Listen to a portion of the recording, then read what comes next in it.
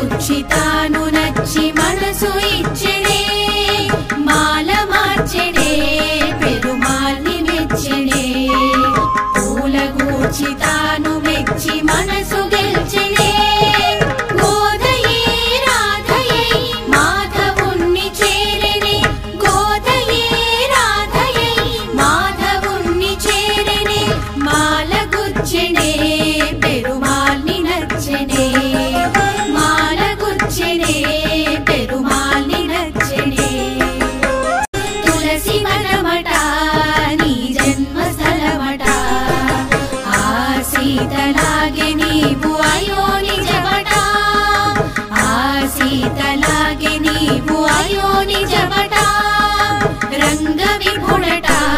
శృంగార సఖుడట శేషసాయివై శ్రీరంగమందే వెలసిగా